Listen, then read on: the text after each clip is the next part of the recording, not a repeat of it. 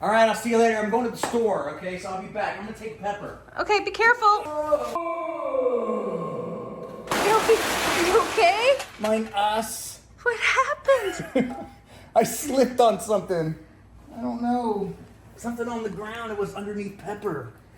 I don't know what that is. Is that oil? I see kind of a spot. Yeah, right there. What is that? Oh, yeah. What Let me see. Ew. That's power steering fluid. Oh, no. What the hell? You know what? I'm done. I'm so done with this thing. With all the old stuff that I left on this car, it's coming off. I'm taking off the AC because the AC's not working. I'm taking off that power steering pump and replacing it. Replace the starter, replace everything on top of that engine. I'm done. You ready? I'm ready. Let's fix it.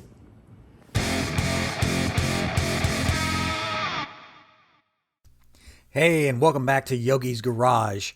I know it's been a few weeks since I dropped my last video, but I have a good reason. As you saw in the intro, I kind of banged my back up, slipping on that power steering fluid. Now, granted, that was a reenactment, but that genuinely did happen. And so I need to address it. The power steering leak is getting way worse. But before I can, I have another issue.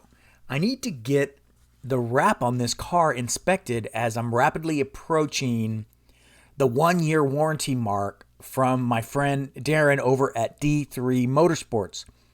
So before I can take the engine out, I'd like to take this car over to his shop, have him look over the wrap. I have a few items that need to be addressed.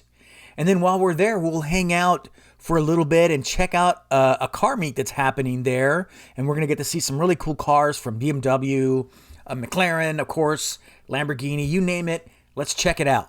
All right, let's do it. But before I take you over to Darren's, let's take this moment. If you haven't done so already, please consider subscribing to my channel. I'm quickly approaching 3,000 subs. I'd like to boost that up as much as possible. It helps fund the channel. It helps fund projects like this. Very little, but it does. Yeah, it just makes me happy. It puts a smile on my face. So please subscribe and like this video.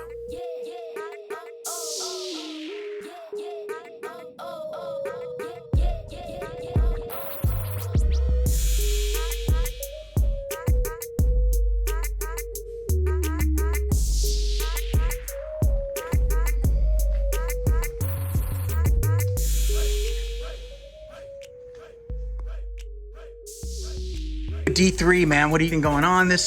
Well, holidays are coming up. Holidays are coming up. You know, just check those. We have specials. We just passed our 2-year anniversary at this shop last month, so we need to do a car meet for that to celebrate that.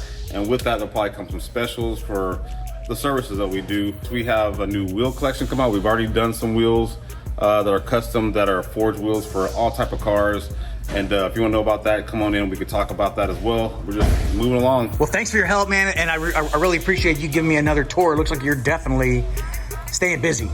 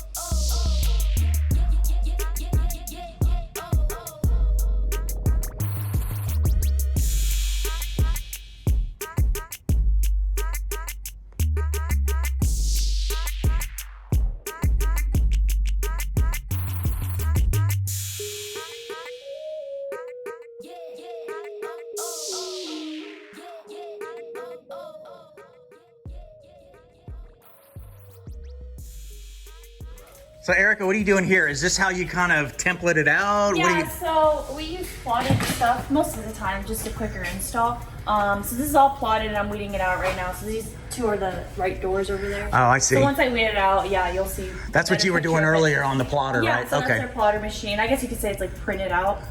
So yeah, it just cuts it out for us. It's just a quicker install. Awesome. And it's more efficient too, right? Yeah, it's more efficient. I get to use a lot more material, so no material goes to waste versus like bulking it and stuff. Although sometimes you do have to bulk, like this hood, I'll probably have to bulk it, but I mean, it's a pretty big hood, so no material's gonna go to waste. Yeah, it's a big hood.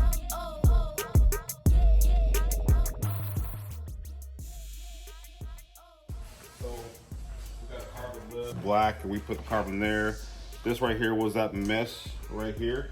Oh, yeah. It was this mesh, and obviously it went like that. So this looks better with some more open. It's Way like that with better. carbon. That's really nice. Yeah, so we put those in, and now I just got to put the lip on. This actually goes here to finish this. So it goes like that, and so I just need to put the bumper on first, and then we can tie it in together.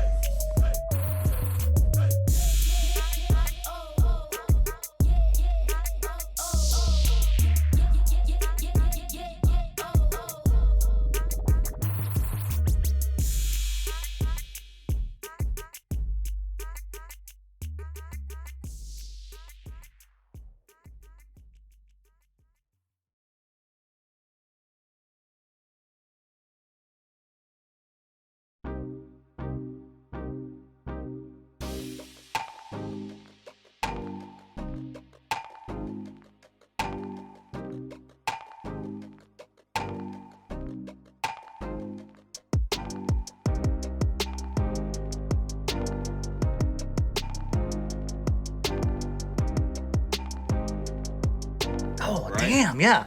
So just imagine going from this to this. Oh, Now it makes cool popping noises. I bet it does. So now it makes cool popping noises, and it looks better, and this is probably weighs about 20, 25 pounds at the most. I mean, And I'm it's amazed probably by it. loud AF. Yeah, yeah.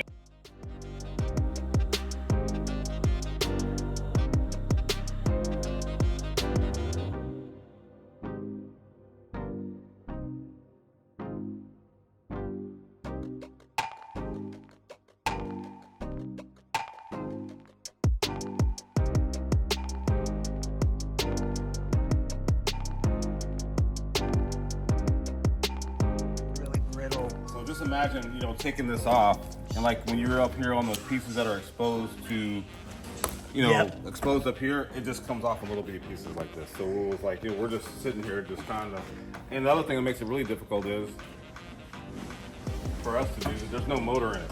So What? it's not like usually we would set the car outside to take, like, the heat Right, up, it's empty. but we can't do that.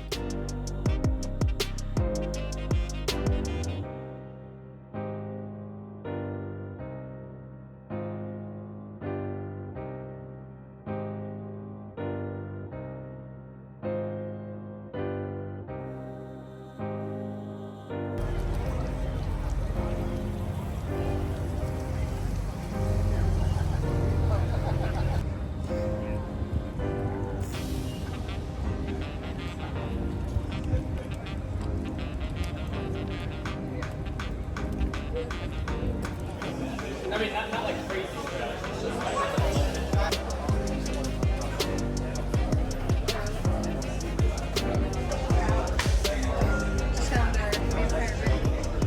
Yeah, it's over there. I saw that.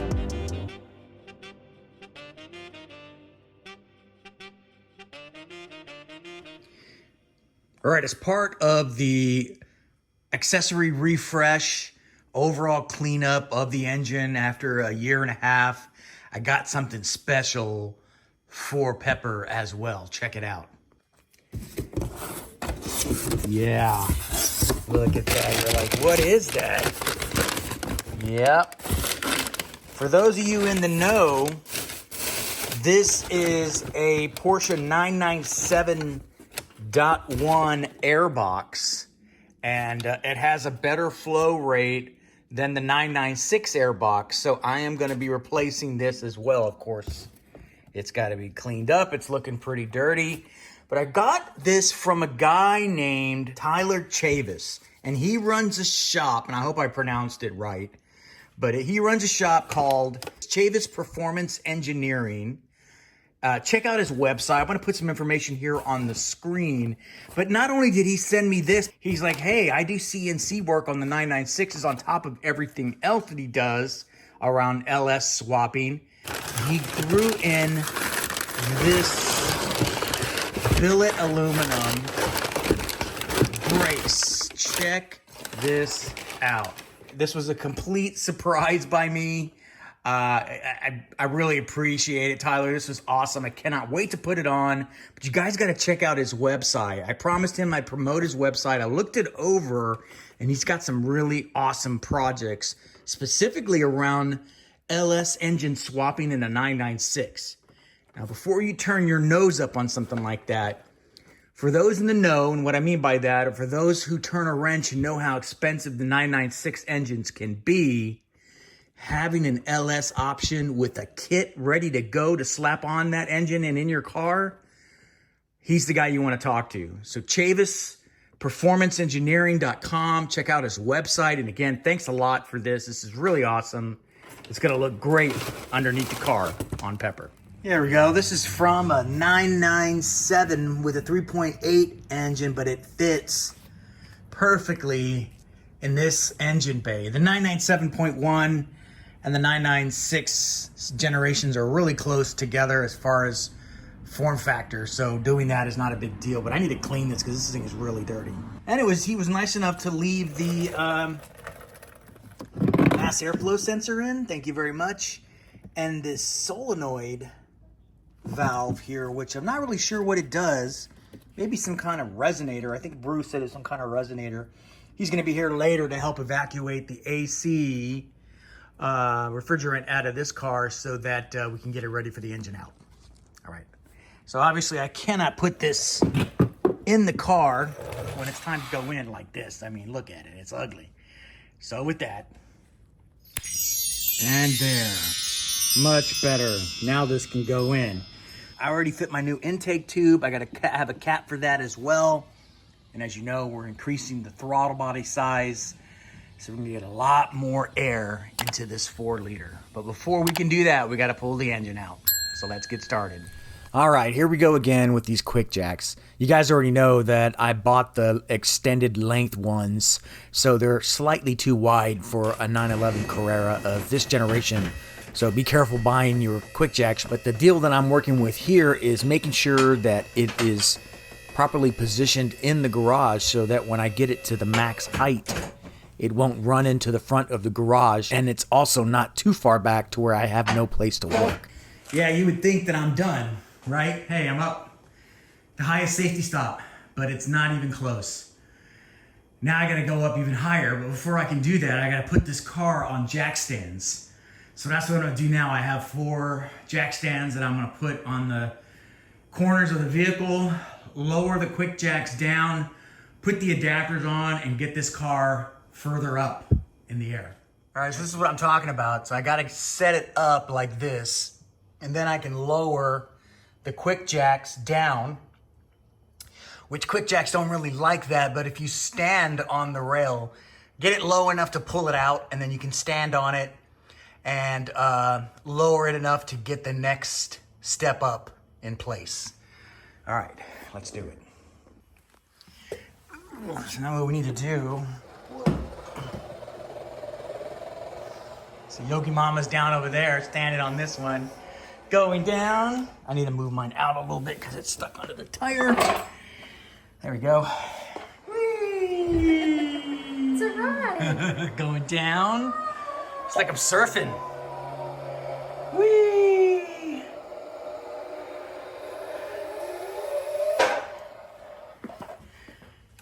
Here's all the way down now. All the way down. All right, thank you, Yogi Mama. You're welcome, Yogi. All right, now that those are on the ground, I gotta get the adapters that Quick Jack sells, which I happen to have because I used it to take the engine out, and the adapters look like this. Yeah, so that's my goal. I'm using the thicker brick on top. That should give me even more height. And of course, I'll bump test it before I get my butt under there to make sure everything is stable. I looked at my previous video and I went with the hockey puck and this one, the shorter one. But I've lost one of my hockey pucks and I don't feel like going and buying another one right now. So that should compensate plus a little bit more.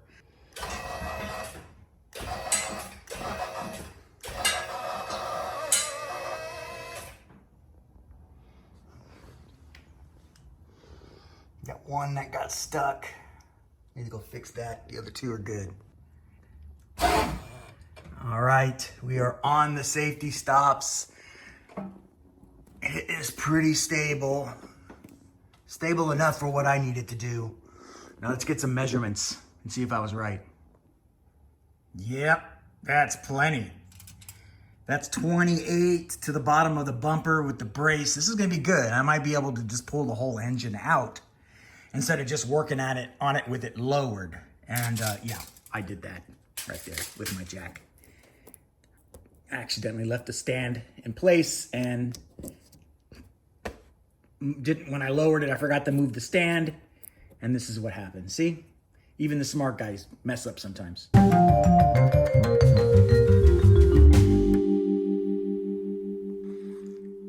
All right, it is Saturday morning. Bruce is here. He wanted to help me out and get the engine out. So, hey, Bruce, Hello? you ready? Let's do ready. this.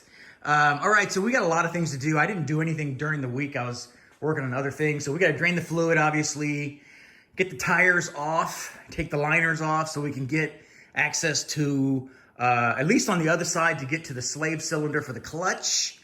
And I think it'd be easier if we take this one off too, because the ground, I believe, is right there behind the wheel. So it'll just be easier that way. But 4 bolts, it's all it takes. But we got to take off a few things here. Luckily, we're not taking out the air compressor. That's a huge time sink because there's a bolt they decided to put all the way in the back in the middle of your 2 intake runners that you have to get that thing out. So we don't have to do that either. We just got to take the air box out, disconnect the secondary air pump, take the brake booster off, the fuel lines, 4 bolts, a brace, and it comes down, no problem. All right, so I'm gonna set you up on time lapse. I'm sure you've seen an engine out video once or twice, but if I see anything interesting, I'll bring you in and we can talk about it. All right, well, I can bring you in right now real quick and show you why we're doing this real quick.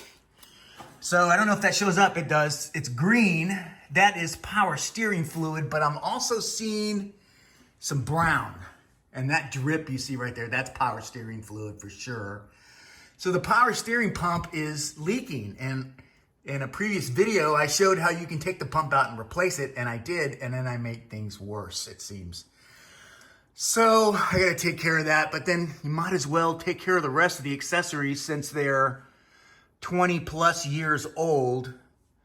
But it's way easier to do if you just take the engine out instead of sticking your hand through the opening and hope you don't scratch your knuckles up. All right, no more talking. Let's get going. We're about 28 inches off of the ground here. And yes, here's a closer look of the damage that I did to my car by leaving a jack stand under it when I lowered it. But it could have been worse. See the dent in the muffler though. Ouch, that hurts. All right, we'll look at it again later.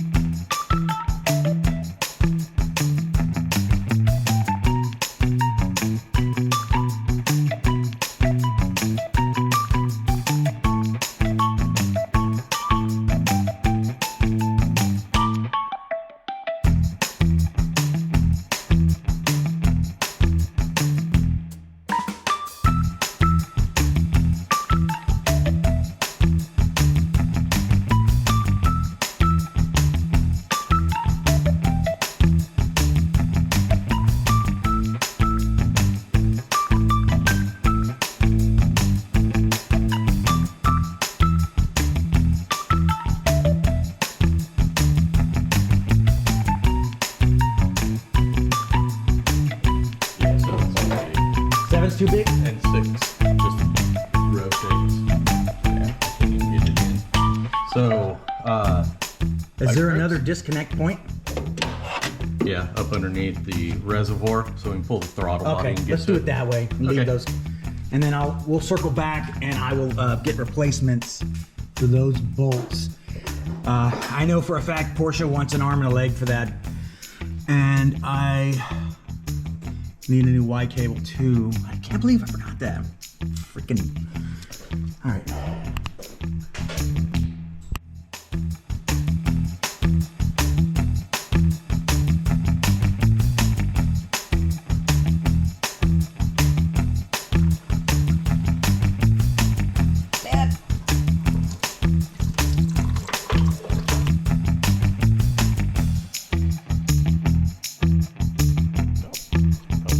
Aiming it the right way. All right, give you an update of where we're at. As you can see, we've got the majority of it already taken out. Upstairs here, you can see that everything is pulled out. The throttle body, power steering, air conditioning stain, thank goodness. Cooling, brake booster, the whole shebang is all taken care of here. And then underneath, you gotta take the axles off, the ground, and then start removing the brace for the transmission. And this is my shield that I bought about a year ago that cost me an arm and a leg, but it looks cool underneath. The harness steps right here is the clutch slave cylinder. There's 2 bolts that go in and hold it in place. The lower one is a bear because it's underneath the power steering slash clutch slave cylinder fluid line there, and you gotta have tiny little hands to get it. And I think it's about 2 feet long. Yeah, the bolt is probably really long. That's wiggled. It's out. There it is. Okay. Whew. It sure felt longer than that. Yeah, look at that. I mean, does it have to be that long? And then pull it straight back. There we go. All right. Okay. Okay. Whew. 2 hoses. 2 hoses, 4 clamps. Well, that's some mechanical ingenuity right there. Because there's about another 3 or 4 gallons in the radiators up front that we don't want to waste. And this is where that all comes through. So, yeah, we had to do that. And then, of course, we have these here. I think I may have some plugs that I can use to plug those up, but there's not much more fluid in the engine block. So I think we're okay there. But, yeah, I mean, I think we're ready. I think we're ready to take it down now. Now 4 bolts. Now 4 bolts, that's right. All right, let's do it. Let's all remember these sway bar bolts. I have a feeling these are going to come up again.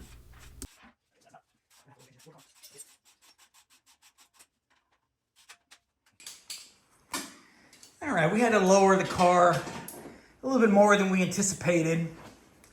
And the reason being is because when I did this the first time, I didn't use the larger of the 2 rubber bricks there. I went straight from the SUV pad to the little hockey puck adapter that you use on your Porsches. And that gave me about 24 inches, but I wanted 28, and it came back and bit me in the butt. So I guess it's fine, whatever, it worked.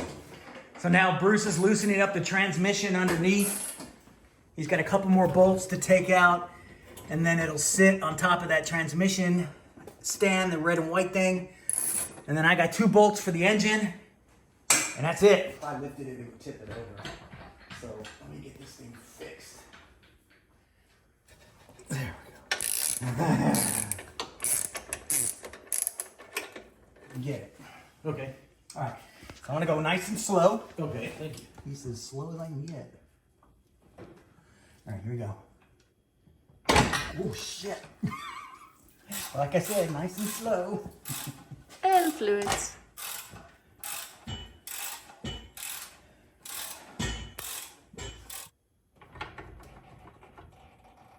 Hold on, that's okay. Okay, here we go. Oh crap, is it this stupid? There you go. Hold on, there we go. Up. Okay, hold on. No, just I needed to release the safety. Oh, okay. The safety stop. All right. Okay, I got it now. Here we go. Nice thing. Yeah, I'm gonna- Got it. Oh, shit. What about the transmission? What? Oh, remember those bolts we talked about? Oh, I remember. There we go. Yeah, we're straight. Okay. Okay. Now to come down. You make a checklist so next time you. I have one. It's on my phone.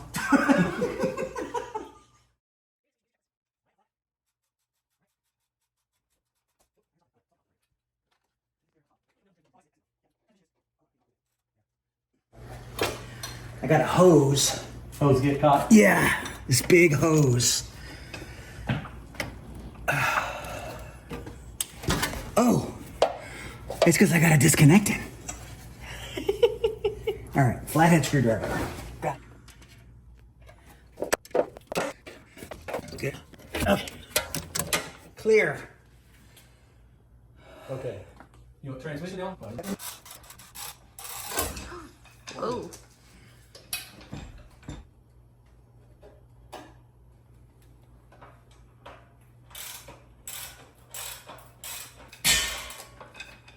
Bang. All right, going up. Wow.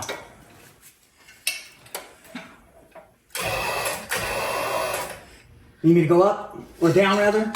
No, you're good. It's disconnected now. We're clear? Yeah. Okay. Going up. Yeah, much better. Okay, first safety stop, and we're clear. It'll clear. Yeah. That's awesome.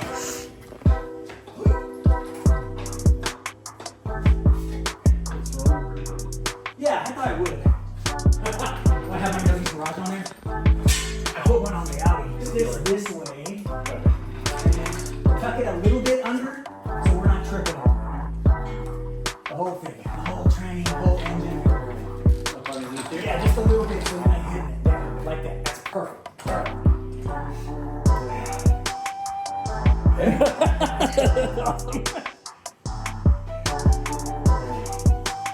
All right, let's start diagnosing, Bruce.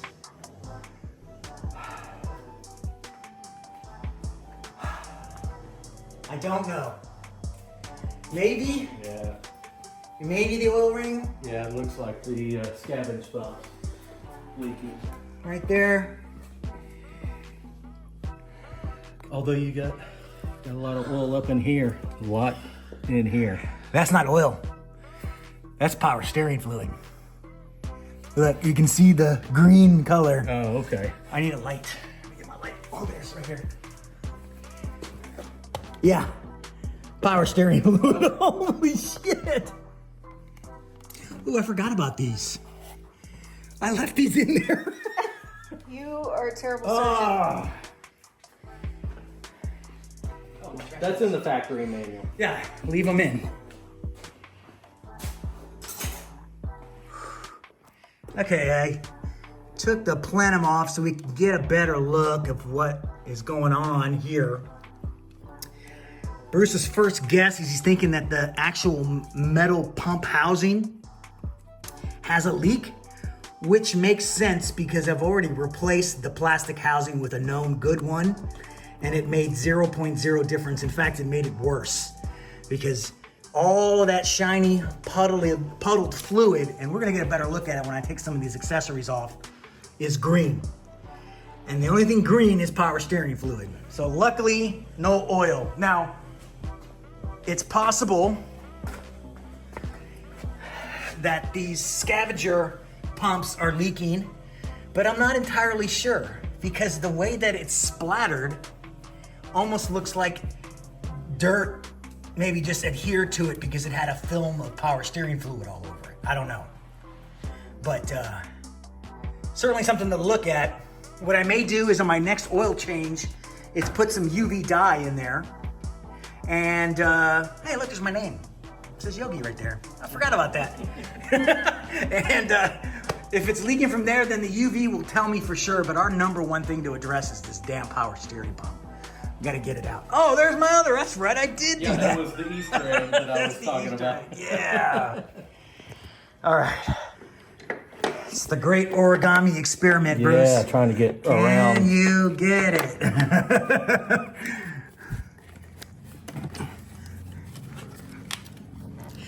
I kind of remember. But I'm gonna let you suffer for a little bit. Since replacing the plastic housing didn't resolve the issue, it's got to be the pump. There you go. Right. Yeah, that was. Okay. So again, right? I'm gonna capture all that fluid and keep it and use it again. Run it through a sieve. But look, it's okay, sweetheart. It's all the way on the other side. Anti-corrosive. For sure. Keeps But it from rusting. It's not my kind of But it's anti-corrosive. All right, guys, that's going to do it for this episode. I really appreciate you sticking it out to the very end. If you like what you see, be sure to hit that subscribe button. Every like, subscription helps the channel in its own little way, so I really appreciate it. We'll see you in the next video where I actually break down the accessories and we get to the bottom of this power steering leak. We'll see you next time on Yogi's Garage.